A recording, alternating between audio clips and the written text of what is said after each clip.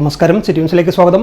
അറബിക്കടലിൽ അപകടത്തിൽപ്പെട്ട വൻഹൈ 503 ചരക്ക് കപ്പലിലെ തീ നിയന്ത്രണ വിധേയമാക്കാൻ ശ്രമം തുടരുന്നു. നിലവിൽ കപ്പൽ നിയന്ത്രണ വിധേയമെന്ന് കോസ്റ്റ് ഗാർഡ് അറിയിച്ചു. ചരക്ക് കപ്പൽ കൂടുതൽ ഉൾക്കടലിലേക്ക് മാറ്റാനാണ് ശ്രമം. കപ്പലിലെ തീയണയ്ക്കാൻ ഹെലികോപ്റ്ററിൽ നിന്ന് ഡ്രൈ കെമിക്കൽ പൗഡർ വിതറി.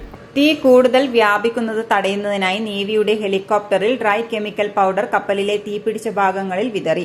ഇതോടെ തീപിടിക്കുന്ന ഭാഗങ്ങളിലെ ഓക്സിജന്റെ സാന്നിധ്യം ഇല്ലാതാകും. കൂടുതൽ പ്രദേശങ്ങളിലേക്ക് വ്യാപിക്കുന്നതും നിയന്ത്രിക്കാൻ സാധിക്കും. സോഡിയം ബൈകാർബണേറ്റ്, പൊട്ടാസ്യം ബൈകാർബണേറ്റ് എന്നിവയാണ് ഡ്രൈ കെമിക്കലുകളായി ഉപയോഗിക്കുന്നത്.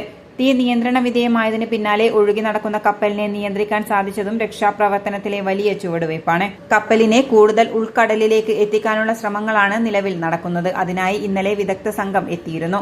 ഹെലികോപ്റ്ററിൽ കപ്പലിന്റെ ബോഗ് ഭാഗത്തിറങ്ങി കപ്പലിന്റെ മുൻവശത്തെ കൊളുത്തിൽ വടം കെട്ടി കോസ്റ്റ് ഗാർഡ് കപ്പലായ സമുദ്ര പ്രഹരുമായി ബന്ധിപ്പിച്ചാണ് നിയന്ത്രിക്കുന്നത്. ഇന്നും അതുതന്നെ തുടരുകയാണ്. കപ്പലിന്റെ നിയന്ത്രണം പൂർണ്ണമായി ലഭിച്ച ശേഷം കാലാവസ്ഥ അനുകൂലമാണെങ്കിൽ മാത്രമായിരിക്കും ഉൾക്കടലിലേക്ക് എത്തിക്കാൻ സാധിക്കുക. കപ്പലിലെ തീ നിയന്ത്രണ വിധേയമാണെങ്കിലും പൂർണ്ണമായി നിയന്ത്രിക്കാൻ സാധിച്ചിട്ടില്ല. ഈ സാഹചര്യത്തിലാണ് ഡ്രൈ കെമിക്കൽ പൗഡർ വിതറിക്കൊണ്ടുള്ള രക്ഷാപ്രവർത്തനം കോസ്റ്റ് ഗാർഡ് ആരംഭിച്ചത്. അതേസമയം കപ്പലിൽ നിന്നും കാണാതായ ജീവനക്കാർക്കായുള്ള തിരച്ചിൽ തുടരുകയാണ്. 4 ജീവനക്കാരെയാണ് നിലവിൽ കണ്ടെത്താനുള്ളത്. കപ്പലിൽ ആകെ 22 ജീവനക്കാർ ഉണ്ടായിരുന്നു. ഇവരിൽ പലരും അപകട സമയത്ത് സുരക്ഷാ ബോട്ടിൽ കയറി രക്ഷപ്പെടുകയായിരുന്നു. City news, Kannur.